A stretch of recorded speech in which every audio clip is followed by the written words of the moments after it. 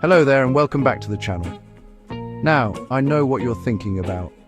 It's that itch, that deep-seated urge to see the world, to experience new cultures, to get hopelessly lost in a foreign city and accidentally order something deeply questionable from a menu you can't read. We've all been there. You book a trip, pack your bags, and maybe, just maybe, you forget to check one tiny, insignificant detail, like whether your dream destination is currently experiencing, say, a slight case of total societal collapse. It happens. And that's where governments, in their infinite and often baffling wisdom, step in with their travel advisories. Think of it like a traffic light system for your holiday plans. Green for go, amber for, maybe pack a helmet, and red. Red. The big one. The colour of stop signs, London buses, and your face when you realise you left your passport in the hotel safe. In travel advisory terms, red means we strongly advise against all travel to this location, and if you go, your travel insurance will likely laugh in your face. It's the governmental equivalent of your mum seeing you go out in a flimsy coat and saying, "Don't come crying to me when you catch your death." It's not a suggestion, it's a full-throated warning that things could go very, very wrong very, very quickly. It's the here be dragons part of the map, updated for the 21st century, with the added thrill of non-existent consular assistance. So, with that cheerful thought in mind, today we're going on a journey, but a virtual one, thankfully. We're going to explore the countries that the UK Foreign, Commonwealth and Development Office has slapped a big fat "Do Not Enter" sign on for 2025. We'll look at why they're on this exclusive and frankly terrifying list, from political instability and active conflicts to the kind of crime rates that make Grand Theft Auto look like a quaint driving simulator. So grab your beverage of choice, recline that seat and buckle up. We're about to take a guided tour of the world's designated no-go zones, all from the glorious dragon-free safety of your own screen. Right, first up on our tour of inadvisable destinations is a country so vast it spans 11 time zones, and currently about 1 million red flags: Russia. Yes, the land of Tolstoy, Tchaikovsky, and, at the moment, tremendous international tension. The primary reason for the big red niet from the Foreign Office is, of course, its ongoing brutal and illegal war in Ukraine. Choosing to visit Russia right now is less like a holiday and more like deliberately moving into the apartment directly above a meth lab. You might not be involved, but you're uncomfortably close to the inevitable explosion. The conflict is unpredictable, the situation volatile, and the chances of you getting caught up in something you absolutely do not want to be a part of are, to put it mildly, significant. And it's not just the proximity to a war zone. The internal political climate has become, shall we say, a tad frosty, especially towards Westerners. Anti-Western sentiment isn't just a fringe opinion. It's practically state-sponsored background music. The risk of arbitrary arrest and detention is genuinely high.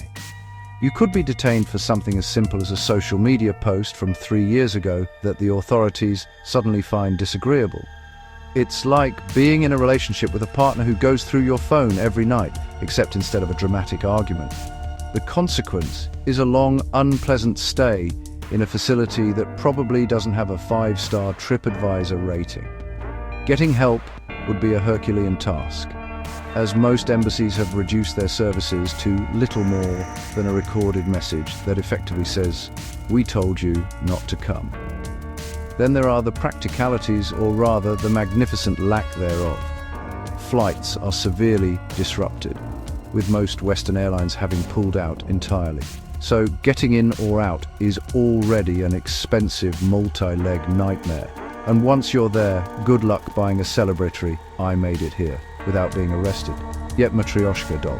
Visa and MasterCard have suspended operations, meaning your bank cards are about as useful as a chocolate teapot. You'd be reliant on carrying huge wads of cash, which, in a country with its own set of security issues, is just a fantastic idea. It's a cash-only, high-risk, no-support system. It's not a holiday, it's a survivalist LARP you didn't sign up for. Ultimately, visiting Russia in 2025 is like deciding to go for a casual swim in a shark tank because you really admire the shark's dorsal fins. The architecture is beautiful, the history is profound, but the present reality is one of conflict, repression, and extreme risk. The UK government isn't being overly cautious, it's stating the obvious. The Russian bear is not in a welcoming mood, it's angry, it's unpredictable, and it's best viewed from a very, very, very long distance, perhaps through a telescope from another continent. And now, let's move next door to a country that's proving the old adage that you are the company you keep, Belarus. If Russia is the angry, unpredictable neighbor having a catastrophic breakdown, Belarus is the creepy roommate who not only cheers them on, but actively helps them barricade the doors. The government in Minsk, led by a man who looks like a disgruntled potato farmer, is Russia's closest ally in the war against Ukraine.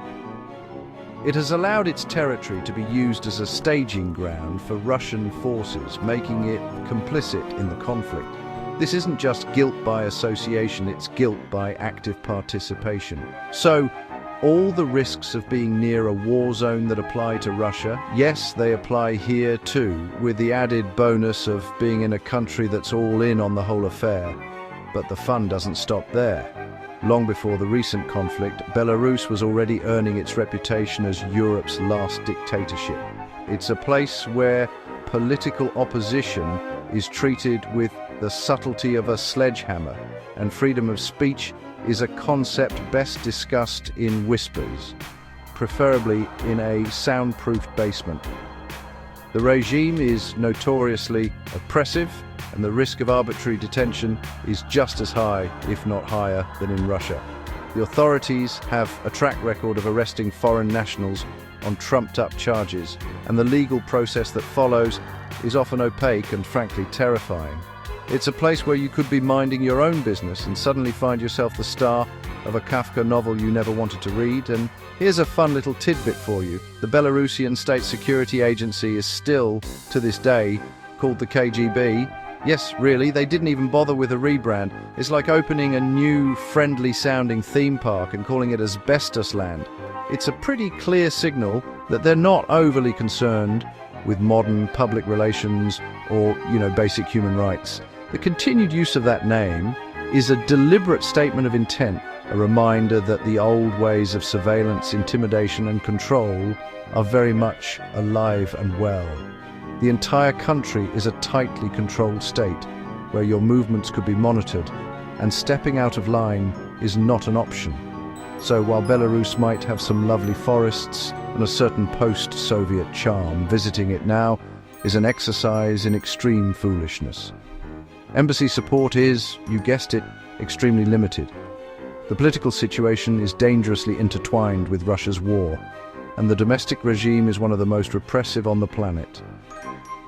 This is not a quirky, off-the-beaten-path destination for the adventurous traveler. This is a genuine danger zone. It's a country that has firmly planted its flag in the absolutely not category. It's the travel equivalent of seeing a sign that says, "Beware of the leopard," and deciding to go in for a little pet.